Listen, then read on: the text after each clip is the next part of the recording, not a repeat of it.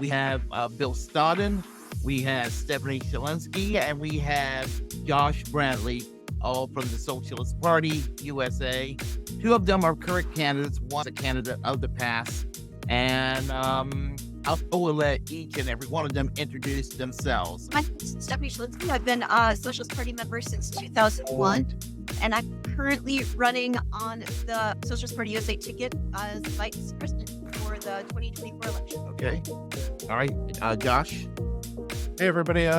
My name's Josh Bradley. I have been a member of the Socialist Party since Mimi Statistic and Angela Walker's campaign in 2016. It changed my life. I've run for city council here in Raleigh twice. In 2019, I managed to get 10% of the vote in District A, which is a pretty bougie district, so that's pretty good for a socialist. And the last election, I got 18,000 votes for city council at large, and then hope to next year win a seat. Okay, well, let me clear out some stuff here, but hopefully your viewers don't get seasick. I'm on my phone now, so I tend to have better luck with the internet if I'm using cellular data, but my computer just doesn't. My internet just is Mediacom, and so if you guys are out there and have any kind of influence over Mediacom, I encourage you to boycott Mediacom. That'll be the campaign position from now on. That internet sucks. But my name is Bill Stodden, running president from the Socialist Party. I have a PhD in political science. I'm a veteran. Used to be in the Marine Corps before I went to school, and I'm a Quaker now. So I'm all about peace, and I'm all about equality and social justice.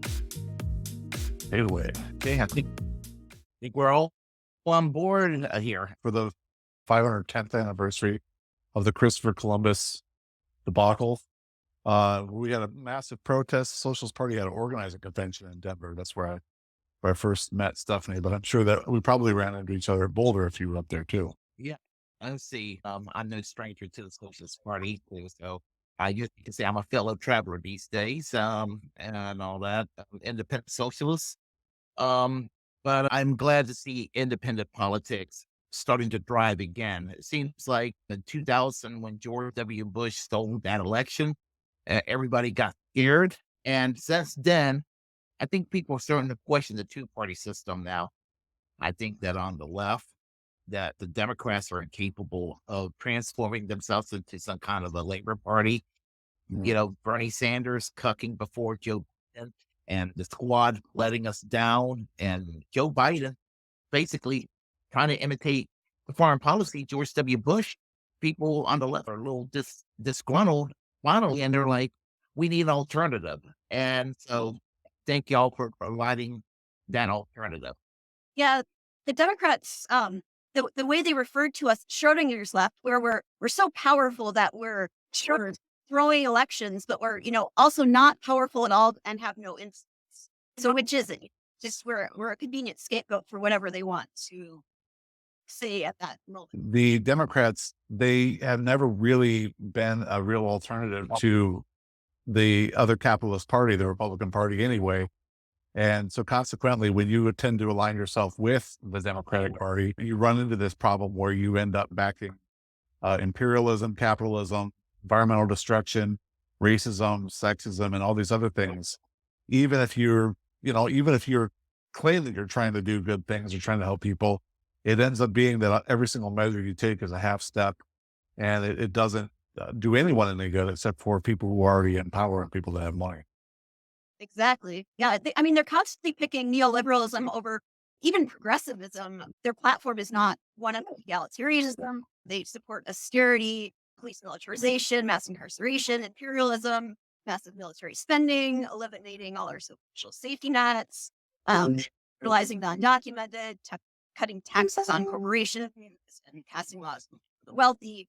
Like if you just look at their voting record, it's obvious that if we continue down this road, what we'll end up with is we'll have an openly fascist party and a party that capitulates to fascists, because that's what you'll get when you have the ratchet effect and you have no left actually offer these solutions.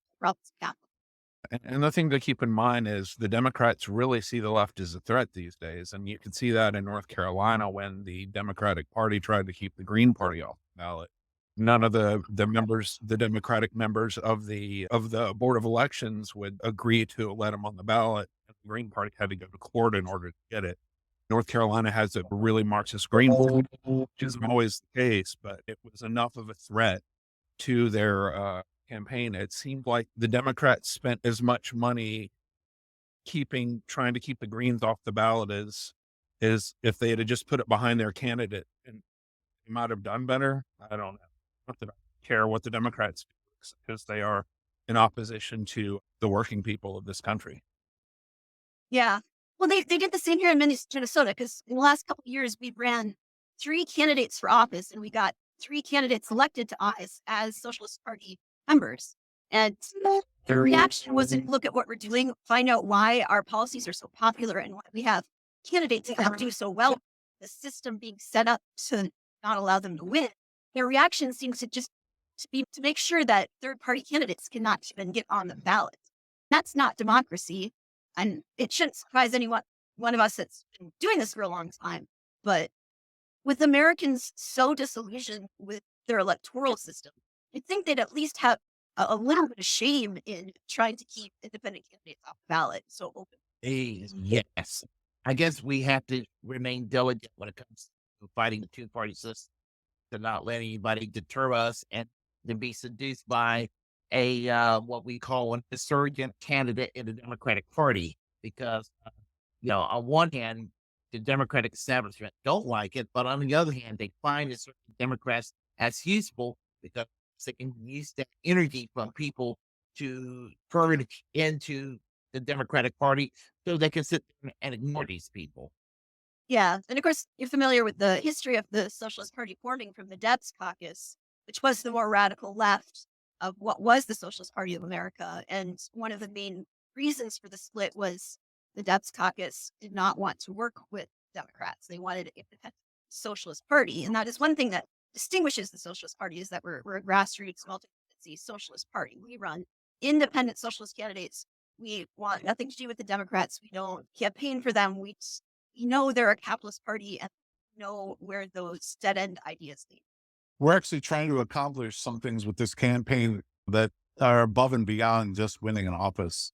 I think this is really important that we know that we're working on just an overall campaign strategy. And we came up with I know it's a long used slogan, but we came up with educate, agitate, and organize, because we need to educate people about what socialism is and how socialism can actually lead to a better future for workers, for the poor, for people who are marginalized in these different communities across our country, and as well for people around the world who the United States practices imperialism and war against. So we need to educate people on that so that people have an understanding of what socialism is and why it's in all of our interests for socialism. And then we need to agitate. We need to get people to understand and work together on these socialist projects so that they realize that the people are the ones that have the power. The working class are the ones that have the power at the workforce. Different communities are the ones who are going to liberate themselves. And it's not going to come from above. It's not going to come from some savior politician, but it's going to come from within the community itself.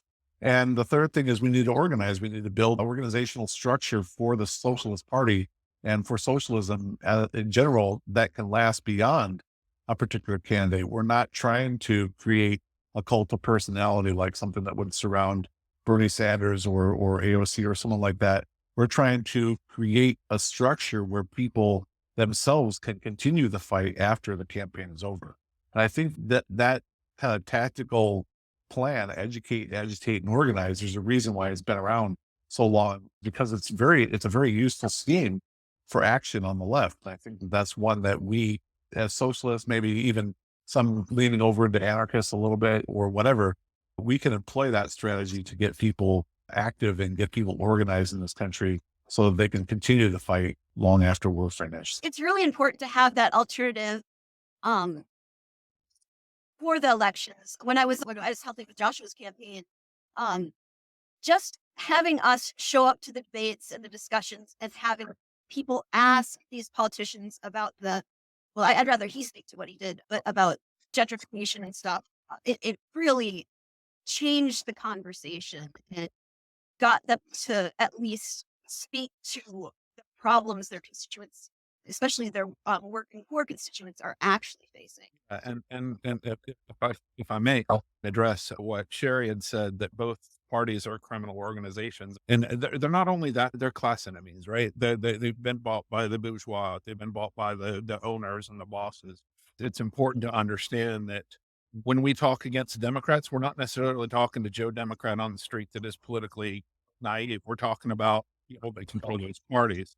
There's a lot of talk about Zionist control of the parties, and you know what they say? They say that AIPAC is the NRA of the Democratic Party. You can be not anti-Semitic, right? You understand that there have been more than 4,000 children killed in Gaza. Like, you can not hate on Jewish people, but still be critical of the Israeli regime that is run by the far right of that country in our literally thousands and thousands and thousands of children. Yeah, it's important that obviously the Socialist Party calls for an immediate ceasefire. Is the very lowest bar that they can do it. I just wanted to address that too. The Democrats are kind of co-opted by big money, and then there's a lot of money going into it, and that's why the Democratic Party, as class traitory as it is tearing itself apart right now. They're out censuring their own politicians for standing up for their people. I don't know how people can look at that and say that's people that we're going to follow, because they can't even agree that over 4,000 dead children is a bad thing. And I think it's really important to add on to what you're saying, Josh, to Yeah, when it remember comes- that it doesn't really take a letter from AIPAC to Joe Biden to get Joe Biden to do whatever AIPAC is asking them to do. The ideas between those two individuals are so close together that it's just sort of understood that this is what we're going to do. We're going to support Israel. We're going to support the war against the Gazan people, because our politicians understand that war in the same terms as the government of Israel understands it, at the same terms as the AIPAC understands it, in that these people are less than, it's okay to bomb them. We're going to fight terrorists or whatever they're going to say about Hamas. And they're going to bomb schools, houses, churches, mosques, hospitals. They're going to bomb it into oblivion, because our government thinks of those people in Gaza the same way the Israeli government does. So it doesn't even require AIPAC to get on the phone with Biden to tell him what to do. He already sort of knows what to do. And this is also going back to the 50s, where our government would do the bidding of United Fruit in Latin America, not because United Fruit had our government on speed dial, but because John Foster Dulles, for example, was the lawyer for United Fruit before he went and became the head of the State Department of the United States. And so the ideas they're kind of in that class of people that are running our government, the same class of people that are running the Israeli government, and the same class of people that are running basically every government and hurting working and poor people across the entire world. The U.S. military has always defended the interest of the owning class. When they say American interests, that's what they mean. They're not talking about us. They're talking about the 1%, the very wealthy. And it's like Deb said, it's the working class that dies in the war. It's the working class that suffers from the war. And they might seem really far away, but they have their effects on us as well. Just with Israel training our police and all this military surplus leading to our police being militarized, to the point where we almost have a standing army now, a police force in the U.S. And of course, our foreign policy, as Bill is expert on, it is what is leading to these crises and mass migration and even climate change. The U.S. military is one of the biggest contributors to climate change. And can I say also that when we send the police to train in Israel, we're sending them to a police force that's the IDF, which is designed to oppress people and hold people down, and not to save for the general populace, right? We're sending our cops overseas to learn the techniques of holding down poor and oppressed people. That needs to stop. The city of Durham passed a resolution that they would not send their cops over to train with the IDF. And I think that more cities should follow that. This is the same thing that we were fighting against about 20 years ago when we were talking about the School of the Americas, how we would have these police forces or auxiliary forces come to the United States, and instead of learning local defense, like they were supposed to. They were learning counterterrorism. They were learning anti-narco patrolling and stuff like that. And they were also learning anti-leftist guerrilla tactics from the United States government, from our CIA, from our special forces and that kind of stuff. And then we were sending those people back down to Latin America, in Africa, and they were using those tactics against people who were fighting for liberation against right-wing brutal military dictatorships. The training between the United States government and brutal dictatorships, or what you ever say, one of illegitimate or authoritarian states, however you wanted to say that, you could include Israel in that because they obviously are using force to crush and brutally crush a group of people and conduct genocide against the people of Gaza. That training and that relationship is decades long. And we've been protesting that in the Socialist Party for at least as long as I've been with the Socialist Party, and probably longer. And it just has taken another form now that we have this brand new conflict that we are starting to address here in the United States. It's really great to have this conversation. And this is something that happens a lot in the Socialist Party because we are a local-based multi-tendency party. So, like, I guess I would probably be the closest thing you could get as like a party person. And that's me. I've been for so long. I've been in leadership so long. I think I've served as co-chair for longer than anyone. I've probably been part of more campaigns than anyone. But I'm not a politician by trade. I'm a scientist. I work at the University of Minnesota, research. I'm a volunteer. I've never earned a dime for anything I've done at the party. We attract so many different viewpoints that all coalesce around this wonderful statement of principles. I haven't read it. I definitely suggest checking it out. And if it's free, I definitely suggest joining and possibly thinking about helping the campaign. These campaigns are the main way we build the party. But that is why I've stuck with the Socialist Party for so long, is that multi-tendency nature and the dedication to democracy. Like Joshua actually came up with the but was it you that came up with the campaign collective? I think I had the first one. Okay. Yeah. So I mean he made a new way to run campaigns, which is really impressive. I think that's what you get when you have a diverse group of people that believes in the same thing, often for different reasons. Like Phil obviously has a lot more religious background than I do. I'm very secular and atheist. We both have the same views on peace and service and humanitarianism, because ultimately, when you get down to it, our philosophy is the same, even just quite the same way. Yes, and that's the important thing about the multi-tendency aspect, because it's good to have a multi-tendency structure where you can live with some nuance and differences, because there's a lot of disunity on the left, and we have to kind of learn that we're not all 100% the same and on everything on every issue. So sometimes there's a little bit of nuance or what have you, and traditions that we come, like you said, Stephanie, come from more of a secular tradition, and I know that Bill and Josh are more spiritual or theological. We have to do this without the two-party system. It gives to more war, more corporate abuse, more culture war bullshit, and nothing for our people in this country, provide nothing for the people in the world. And that's right. I think that that's one of the strengths of the Socialist Party. That may be one of the strengths that the Socialist Party has over other parties, as well as that we do have a lot of different places where the people who join our party come from, and we all bring our talents and energy. And I think that probably one of the best ways that I think of the Socialist Party is everyone has a role in the revolution. We all got to do what we can, and we bring the talents and energy that we have, from each according to his or her ability, to each according to his or her need, and we bring that into the Socialist Party, and we all work together, I think, for the strategic and the long-term aims of the Socialist Party as stated in our principles. And I think that's a pretty good way to see the party. I think many of us here joined because of a presidential campaign. One of the first experiences I had with the party was Reynolds' campaign. I was very fortunate to be a part of the Soltisic campaign. I also got to serve as co-chair with Mimi. And honestly, if we could pull up a campaign like Mimi's, I would be incredibly happy. It's high bar.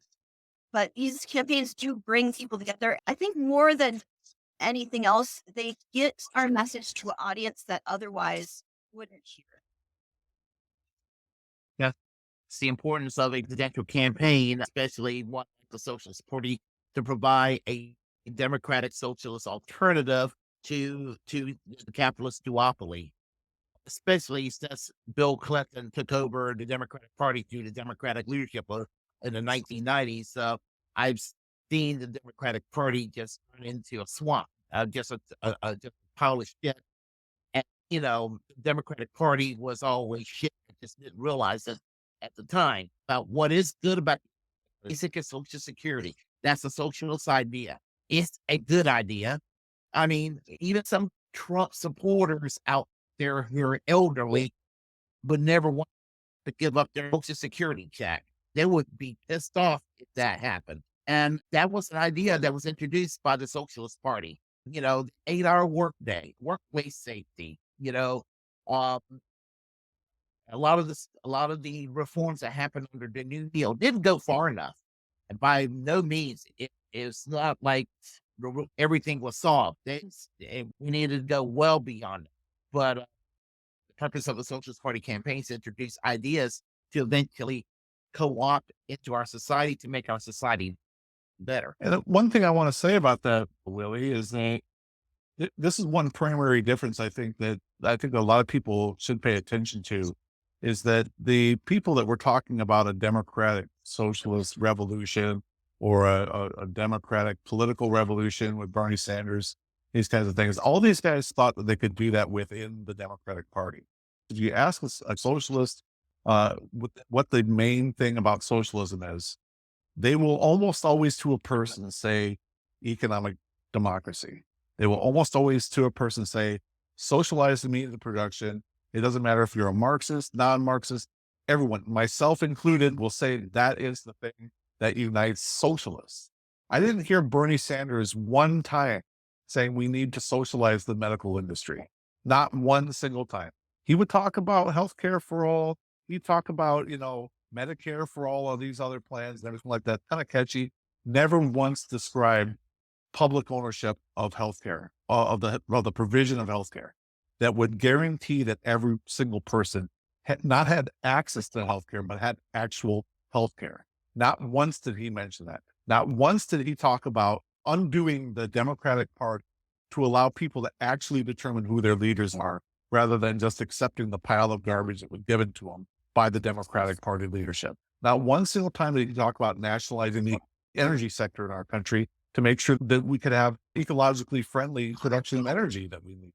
Not one time did he talk about socializing or democratizing or nationalizing any of these major sectors of the commanding heights, or even any of the smaller sectors of the means of production in this country. So I have to ask the people who were on Bernie Sanders's socialism, how socialist is a socialist that doesn't talk about socializing the means of production? You know what I'm saying? Like, he was always going to be with the Democratic Party. They underlined AOC in the same way. They underlined the Democratic part of democratic socialism, but not the socialist part. Because what have they come up with that has been one iota socialism? They have been talking about doing it within the Democratic Party. And you saw that when AOC got to, I'm not going to run her down. I think she's, doing whatever. And she's a Democrat. Then she proved that she's a Democrat by repeatedly voting for Nancy Pelosi, one of the biggest neoliberals, pro-warmonger, I support the war in Ukraine. I've called Slava Ukraini from the floor of the House of Representatives. She's a Democrat. She's not a socialist. She may call herself a democratic socialist, but what she's really talking about is social democracy. And what we're really talking about is socialism. I think that's really important. That's an important distinction that needs to be made. What members of the Socialist Party are talking about, what other socialist organizations on the left are talking about, is socialism. What the DSA folks, whatever they're talking about is social democracy, which is really different.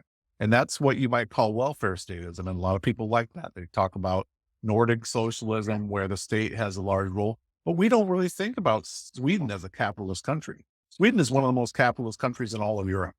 They have the least regulations and restrictions on the private sector in their country. And the whole idea is they take taxes to fund welfare programs. I don't know how that's socialist, because the people themselves don't actually own the means of production.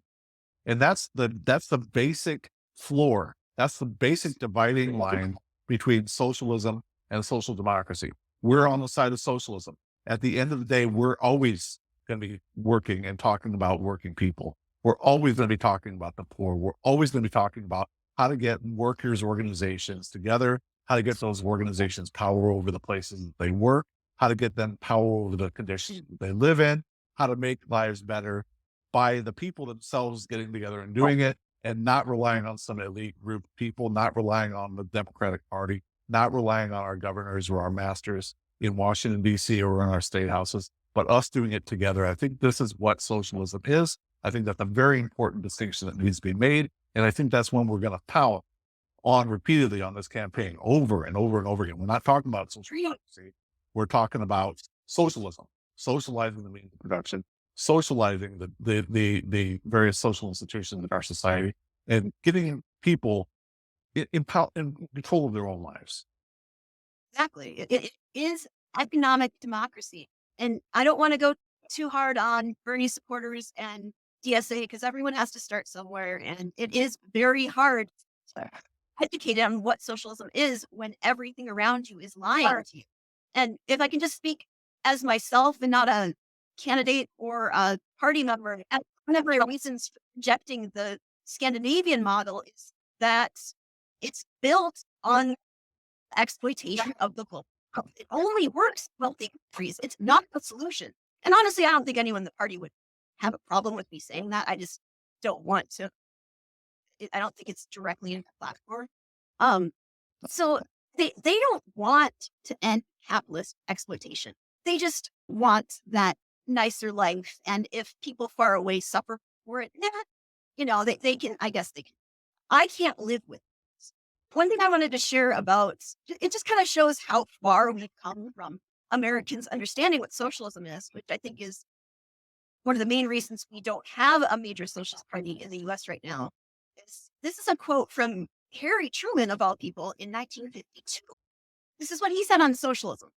Socialism is a scare word they have hurled at every advance the people have made in the last 20 years. Socialism is what they called public power. Socialism is what they called the growth of the free and independent labor organization. Socialism is named for almost anything that helps all the people. And for once, I actually agree with Harry Truman. Socialism is what helps the people. That's what we do and why we do that. Yeah, just like capitalism is a system that's by and for the interests of capital, socialism is a system that's by and for the interests of society. That's right in the word. Society does it. It's not a group of elites that are taking control and running everything. It's not people that think that they know better than everybody else. We got to ask people what they want, and they got to go out and get it. That's what socialism is. And we got to, our job as candidates, and I think also as a party, this is me speaking personally, is that our job is to clear out the roadblocks that are in the way of the advancement of the people. That's what we do. We don't tell the people where they need to go. We clear out the roadblocks that are standing in their way because they're in the process of advancing. They're in the process, ideally, of figuring things out for themselves, figuring out where they want to go as a society.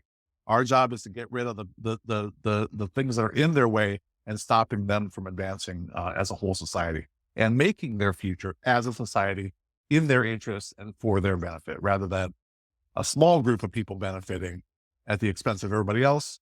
The idea is that everybody benefits. I think that perhaps social democracy, and I used to be a high proponent of social democracy years ago. I'm not going to say that it's a terrible thing, but we need to go beyond it. And DSA misses the point. This is why I particularly reluctant against them, but I just think that they missed the point. And I am slightly negative on DSA when people like AOC, votes by the rail strike, for example. I think that basically you need to move beyond the welfare state. The welfare state is a great start, but you have to move beyond it. I think that maybe the one country or the one society that has kind of achieved that more than anything else might have been Yugoslavia under Field Marshal Tito. I think that what he achieved was a very good society, and unfortunately, when he died, the experiment in Yugoslavia died. But they achieved kind of a decentralized public ownership of the means of production, and the standard of living was pretty high for the people. And they had a foreign policy that was non-aggressive with anybody around the world. They were pretty open for pretty much with every country around the world. So I developed a fondness for the Field Marshal Tito's government. Yeah. One of the things that separates us from the capitalist is we want a system based on solidarity and empowerment of the working class. Whereas our whole economic system is based on one of the seven deadly sins, avarice, right? Like, it's non-tenable. I mean, greed isn't something that's going to ensure that everyone's fed, that ensures that our education is high. Greed isn't going to do any of that. It's just going to make a few very, very wealthy people that are just as ignorant as everybody else, controlling everything to their benefit and their whims. All the wars that we're having now isn't because there's a whole lot of people that are clutching their hearts about what fascist governments are doing to each other, or they certainly don't care about all the children that are getting killed right now as we speak. They're thinking about the dollar signs. They're thinking about how much money they've invested in the defense industry that is just getting checks handed to them by the federal government, which is coming from us. It's not like Elon Musk is taking out his checkbook and writing a big check, or Zuckerberg or anybody, and giving it to them. They are doing it as representative of us, right? So we are colored by what happens in our government. And if we continue to vote for the lesser of evil, if we as a society say that this one awful person is slightly less bad than this other awful person, then we're just going to get awful people. And we've got to break that chain. If we don't break that chain, then we are always going to end up voting for evil, and we're always going to be represented from evil. And every bomb that is dropping on those children over there has a note from you and me and everybody on this call in the United States saying, we did that because our government are the ones that are funding those bombs that are dropping.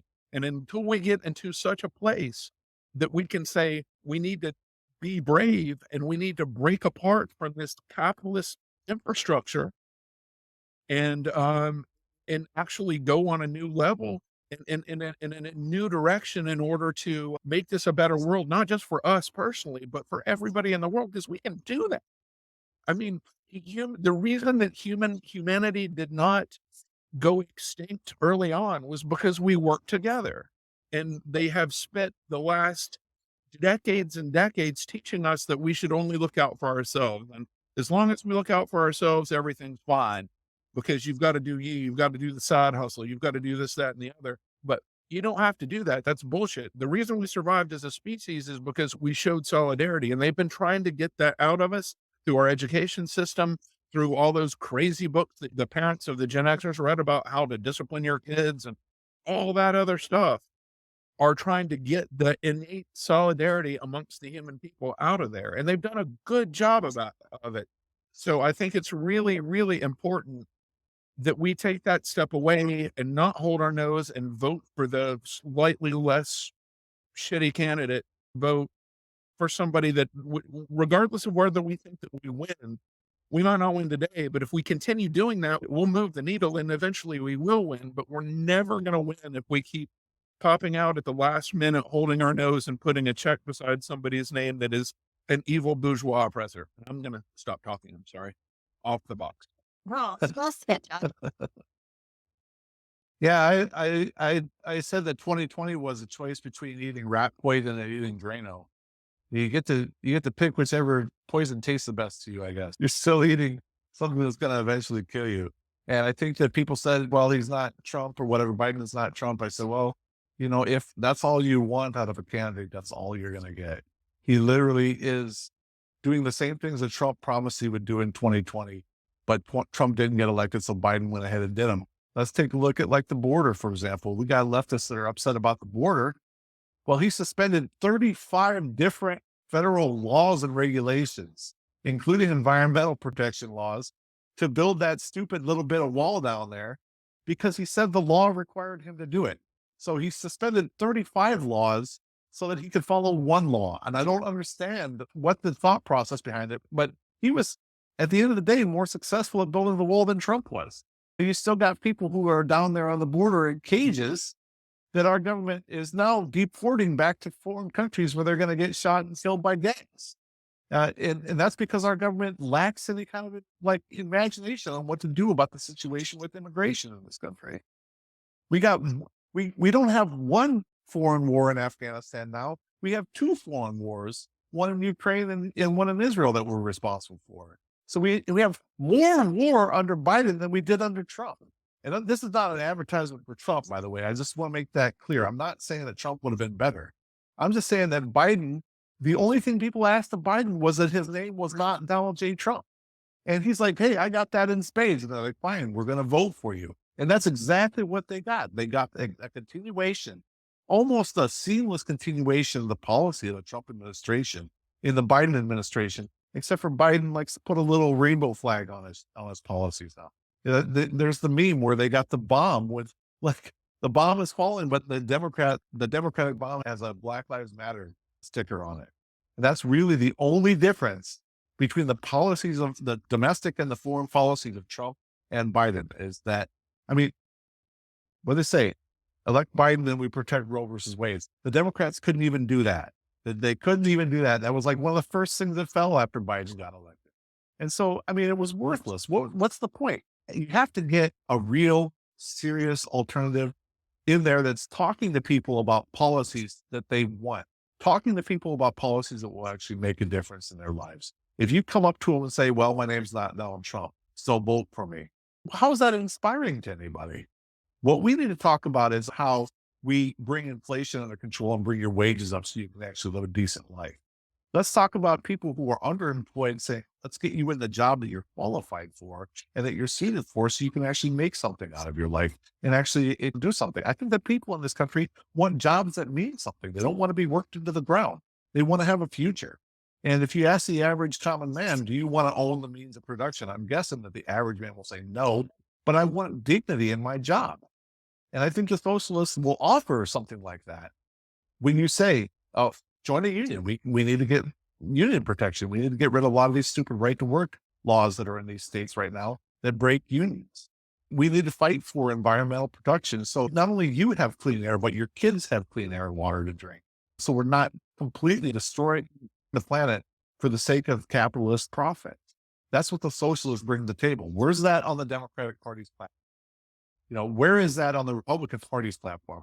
There's no alternative between those two. They're just like, we want more of Trump. We want less of Trump. That's what they're arguing about. And so that's our position. That's our role, is to come in and provide this alternative that actually seeks to empower the people that we're asking for votes from. Not just asking for votes, not just say you have a responsibility that ends on next election day, but we have a responsibility to build something in this country that can carry on long after we lose the election next year. That organizational capacity brings these things into the common vernacular, that people are using these terms. They're talking about workers' democracy. They're talking about owning the means of production. They're talking about socializing the various institutions in their lives right now. We want to start those discussions, and we want to start building the Socialist Party, because I think the Socialist Party is in a really good position to actually go out there to people and actually show them, look, there's a way to imagine a better future. There's a way to think of a better future. We can't see it right now. When we look at the TV, all we see is war, death, and destruction, people fighting. We can't see that now, but we can start imagining what it would be. And if people can imagine what it would be, they can start moving toward that thing. And every single step they take toward that new future is a step away from where we're at right now, where things are all screwed up. Where you walk around outside and you look up in the air and you know that something's wrong. You know that things aren't the way they're supposed to be. And you know that there has to be a way to get to a place where my budget makes sense, because I get like a $10,000 raise this year or whatever, and I'm still just as poor as I was before. Because I may get a 5% raise this year, but I got a 7% increase in my food costs. And I got an 8% increase in my gasoline costs. And I got a 12% increase in my utility costs. And every single time you get more money, there's someone there with their hand there. We got to get away from that system. We got to get to a system where people actually have the opportunity to have the kind of life that they want to live, the kind of life that is in peace, kind of life that exists in a clean environment. And that's, I think, where we can actually do something for people.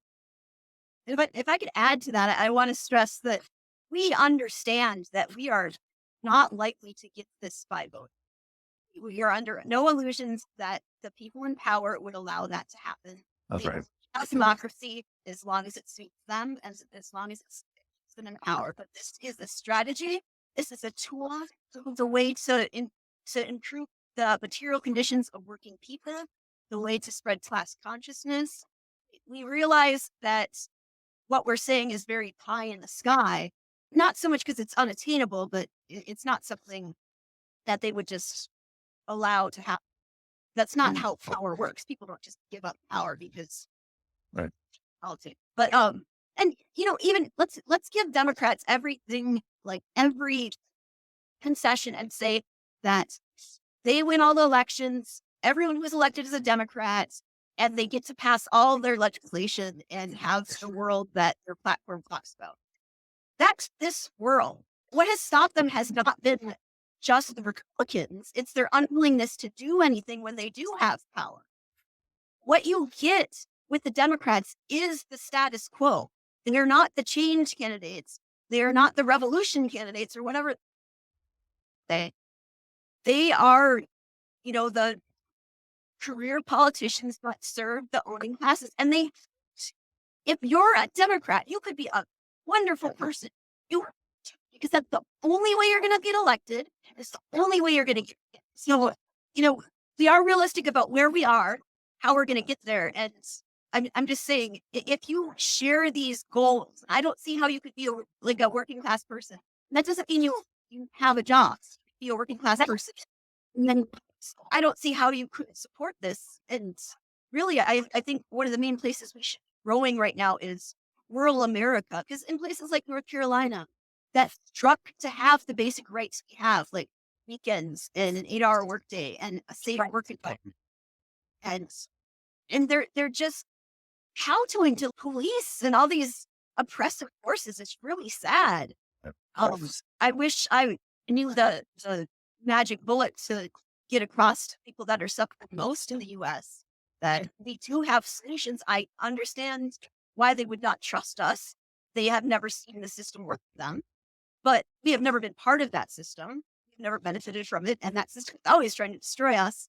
And if we were to get powerful enough, I know that they would try to destroy us with violence, honestly. And that's what you risk. But please just give us a chance. We know capitalism will fail. We know the system is not sustainable. What we don't know is if it's going to take humanity.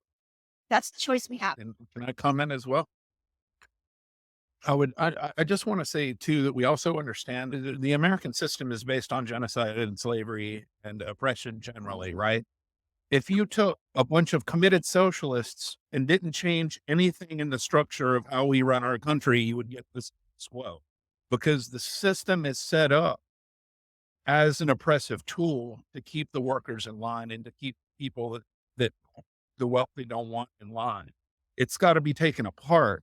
Right? It's got to be the workers need to unite to rise up to take the power, because if you just won elections, if there was ever a universe where anyone left of hunting the poor for sport could actually get elected to and control the government, the way the structures are in place, it is still, a genocidal, a slaveocracy. It was based on those things, and it was not designed to maintain those things. So not only do we have to build working class power and accept the fact that they're not in power regularly, but when we get what power we use it, to point out the contradictions of the way that not only the people that are doing it, but the structures that are in place to hold people back. But we also start to dismantle that, because the system itself is racist. The system itself is oppressive. So not only do we need to unite ourselves to resist this oppressive system, we need to ensure to the point to where we can put better structures in place. We absolutely don't want to continue along the same lines. And the way the government is structured now, there are not tools to do what we need to do. So whatever power at whatever point, when we get a majority that can do it, we need to take it And we need to make sure that we dismantle all the inherent racism and all the inherent imperialism and all the inherent genocidal nature. And we need to certainly not base our economic system on avarice or any other deadly. We're gonna have to wrap this up because I work graveyard shift. So, do we have any final words? Yes, I want to say something. I think that early on in the campaign, we got a really long campaign process. So we're looking for people that can help us get ballot access. If you think that you got those kind of skills, we got a ballot access guy. We can work with you on this. We're going to be putting resources on our website once we get that off the ground that will help you not only organize within your own state, but it'll offer you tips on helping get Socialist Party locals together, getting at-large Socialist Party members active, and also getting ballot access within your state. The more ballots that we can appear on in this country, even if we don't get a whole lot of votes from them, we'll get some votes and we'll be able to make the case at that point that there is at least some interest in what the Socialist Party is doing. We'll have the ability then to organize with the party for not only just this campaign, but also for the next campaign. And the stronger organization we're able to put together out of a presidential campaign, the more down ballot races we can focus on because we have locals in areas now that can identify and run candidates. And so that's a really key tactical part of our campaign. Whatever our campaign promises, happen to be, it's all a dream, but we can actually do organizational stuff with this campaign that we can actually build this party into a larger movement that can actually make a change at the state, local, and county level, even if we can't get into the White House. That's really the last thing I'll say. Yes. I don't know if we can get the website up. I just wanted to add. So when I started with the party, I was a teenager. I didn't have much going for me in my life. I had a middle school education. I was unemployed. I was living in my car. And one reason I got involved in the Socialist Party is because these are the first people that spoke to what I was suffering. And many, many years later, it honestly helped me develop into a better person. And just to have that structure of knowing there is something you can do about all these problems that you're facing rather than just giving into despair. I don't care if you haven't read Capital, you should, but if you haven't, you can join our campaign. You can learn as you go. We need you. If you care about the working class, if you want to make things better, if you're angry at the people that are turning our world into what it is, I guess. Toxic waste dump. Yeah, I wanted to, but I didn't want to swear. Hey, think I- comrade. I just want to thank everybody that's watching us. Again, I'm not much personally, but next year, if you live in Raleigh, North Carolina, I will be running at large city council. BradleyForRaleighWorkers.com, the website, the old website's still up. And thank you, Willie, for having us on. It was it was a pleasure to see you always and keep us in the loop and keep us up to date. And again, thanks, comrade. A better world is possible. And it's going to take a revolution, but I think eventually we'll get it done. I do thank you all three for showing up on the show. A great panel every day. I will talk to you all later. And to everybody here that showed up, thank you for showing up. Have a good night. Take care. Have a good night.